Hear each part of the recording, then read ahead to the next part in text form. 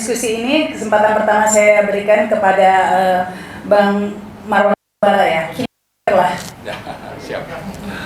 Itu ada juga sih Bang. Pertama-tama saya mengucapkan kepada para pembicara, ada Pak Sugeng, terima kasih atas kehadirannya. Kemudian ada Pak Beni, lalu ada Mbak Rahmah yang setia bersama kita untuk menyelenggarakan acara ini. Lalu nanti akan bergabung Irma, masih OTW ya. Kemudian juga akan bersama kita dengan Pak Haris Azhar dari lokal dan juga Pak Ton Permana, tapi mereka bergabung melalui Zoom. Jadi insya Allah pembicara hadir pada acara ini. Nah, mengucapkan terima kasih kepada para hadirin ya, teman-teman aktivis, bapak-bapak senior dari UI Watch, kemudian aktivis emak-emak dan seterusnya ya, semuanya terima kasih, alhamdulillah bisa hadir pada acara ini. Lalu tak lupa kepada teman-teman media, baik yang menyiarkan langsung maupun mungkin merekam ya, bukan mungkin ya, mudah-mudahan nanti disiarkan, tidak dicekal ya. Baik, jadi sedikit lagi saya tambahkan sebagai pengantar bahwa acara ini terselenggara atas kerjasama teman-teman dari TP3, kemudian ada FKN, ada FNP, Forum Nasional Pancasila, ada Pak Edwin di sini, kemudian Pak Beni juga, lalu dari FKN, Forum Kedaulatan Negara, lalu juga dari UI Watch. Jadi mudah-mudahan ini nanti kerjasama akan terus bisa dan bertambah anggotanya untuk sama-sama kita menyuarakan aspirasi masyarakat, aspirasi publik terkait dengan kasus pembunuhan Brigadir Yosua Huta Barat. Nah, sebetulnya kasus ini mulai terungkap 3 hari setelah pembunuhan tanggal 9 Juli. Jadi sudah lebih dari, tapi faktanya sampai sekarang itu hasil penyelidikan tidak kunjung selesai, sehingga penyidikan Kejaksaan Agung itu tidak bisa dilakukan untuk nanti akhirnya ada proses di pengadilan. Nah, karena hasil penyelidikannya sendiri belum selesai-selesai, ya kita mengkhawatirkan ini nanti mau kemana, ini kasus mau dibawa kemana ya. Tapi dari yang sudah dilakukan oleh polisi, kita khawatir memang tidak akan kemana-mana kecuali hanya fokus ke masalah perkara seksual ya. Lalu publik pun diharap digiring untuk akhirnya menerima bahwa oh ini cuma kejahatan atau perkara seksual saja, lalu selesai. Nah, padahal selama perjalanan penyelidikan oleh satuan khusus atau tim khusus ya, tim sus yang dibentuk Polri, itu dalam terungkap berbagai kasus kejahatan sistemik ala mafia ini ya, kita bisa mengatakan seperti itu ya, yang dilakukan oleh aparat kepolisian terutama yang ada di Satgasus. Misalnya ada kasus tentang peredaran narkoba, ada masalah perjudian online dan offline, kemudian ada juga terungkap soal dana 900 miliar dan seterusnya. Nah, ini saya kira yang menjadi alasan utama mengapa kita menuntut agar Satgasus itu sendiri yang dipimpin oleh Sambo yang dulu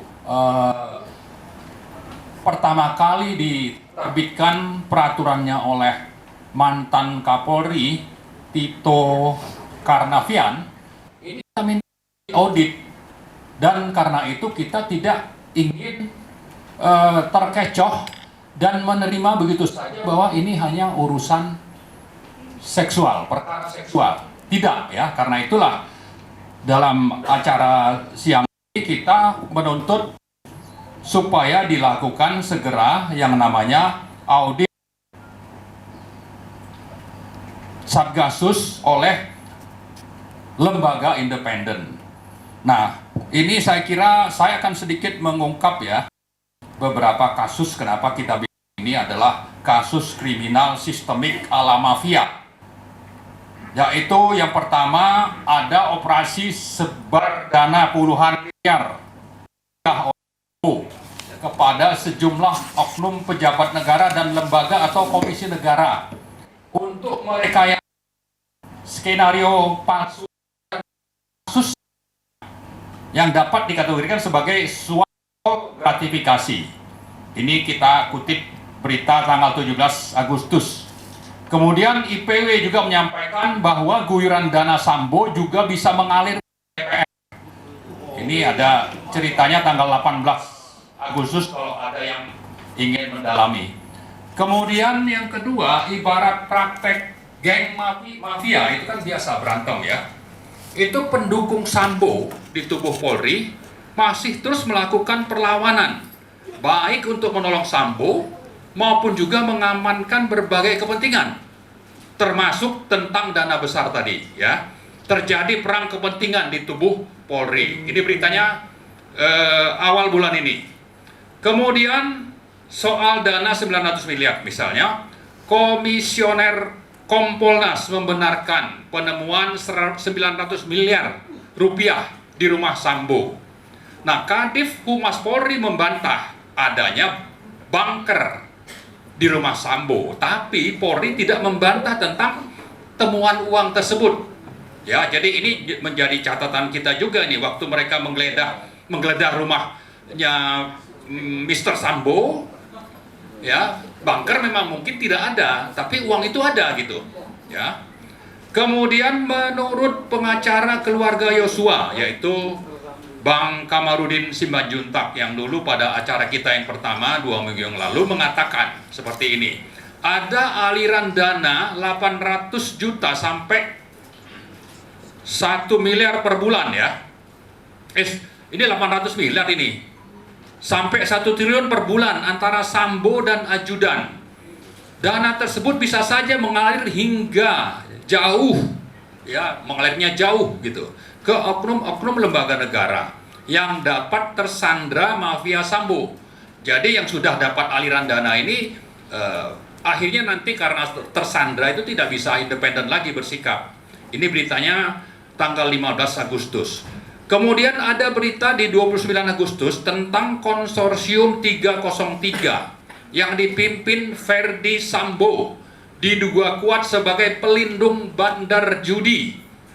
Ya. Jadi kode 303 ini merujuk kepada pasal 303 KUHP tentang tindak pidana perjudian. Lalu PPATK itu mendeteksi dana 155 triliun dari judi online mengalir ke sejumlah kalangan, mulai dari polisi, ada ibu rumah tangga, ada PNS dan sebagainya. Ini beritanya tanggal 13 bulan 9. Kemudian dengan besarnya dana yang dikompilasi, terpantau adanya jejak Sambo yang mendukung seorang politisi tertentu yang belakangan sedikit redup untuk menjadi capres 2024. Ini ada berita di tanggal 20 September. Ada, saya nggak ngomong Ganjar ya. Dia ngomong tuh. Ayo ngomong. Ada hubungan antara Sambo, dana judi online 155 triliun milik konsorsium 303 dengan pengusaha RBT dan Yoga Susilo dalam kaitan pemberian dukungan kepada Capres 2024 ya, tertentu. Nah, yang terakhir ini kita diduga ada gratifikasi penggunaan private jet milik pengusaha RBT oleh Brigjen Pol Hendra Kurniawan dan kawan-kawan dalam perjalanan ke Jambi tanggal 11 Juli untuk menemui keluarga Yosua. Ini beritanya tanggal 19 bulan 9. Jadi masih fresh ya. Baru 2 hari.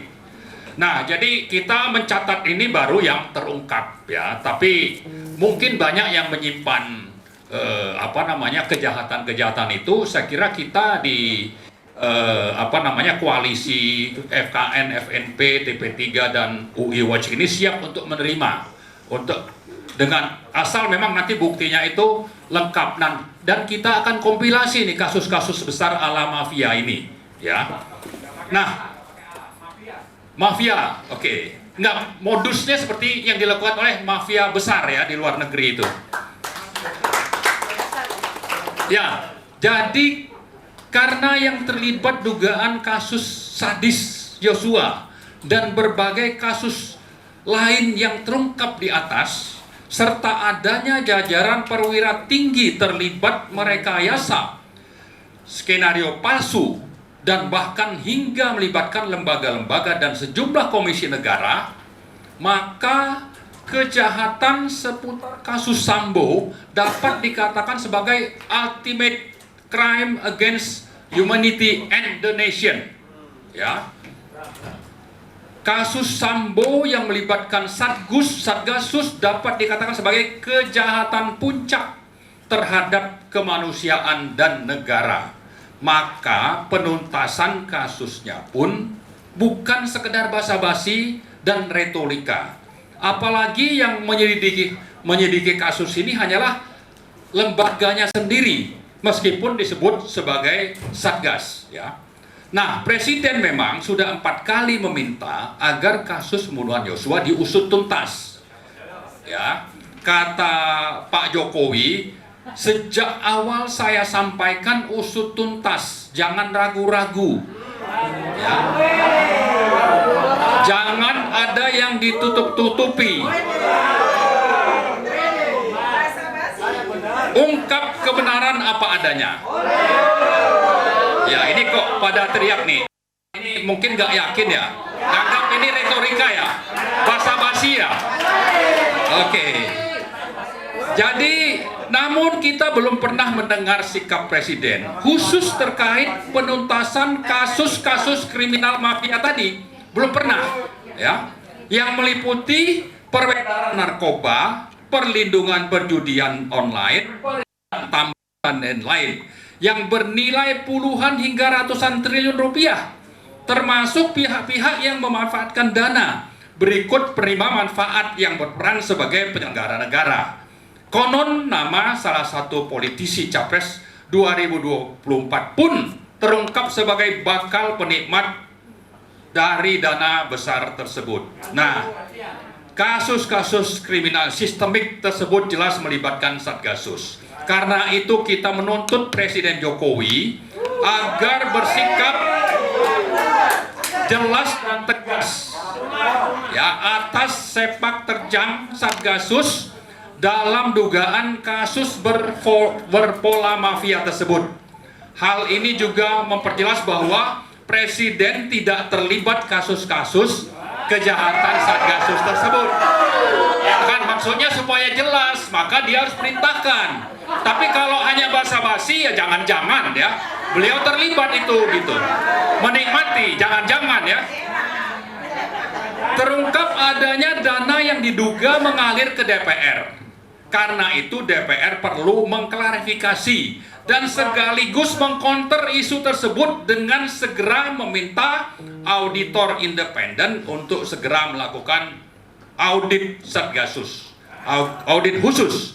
Nah, terakhir ya, dengan lingkup dan skala kejahatan sistemik yang demikian besar, maka tidak benar jika penyelesaiannya hanya sebatas proses hukum atas pembunuhan Brigadir Yosua. Apalagi sejauh ini yang melakukan penyidikan adalah Polri sendiri, dan motifnya pun diarahkan hanya karena masalah seksual. Jadi kita tidak bisa terima itu. Karena itu kita menyelenggarakan acara ini dan akan terus bersuara. Supaya apa? Supaya Pak Jokowi itu turun tangan.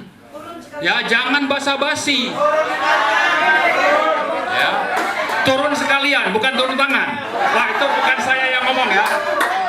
Nah, juga kita tuntut DPR ini. DPR ini konon ada aliran dana ke sana. Nah, buktikan bahwa Anda tidak terima dana. Nah, bentuklah tim, kemudian juga rekomendasikan pembentukan auditor independen untuk mengusut kasus segera. Terima kasih. Assalamualaikum warahmatullahi wabarakatuh. Waalaikumsalam warahmatullahi wabarakatuh. Tepuk tangan sekali lagi dong. Jadi panas ini, Pak. Pemantiknya sampai kebakar rupanya.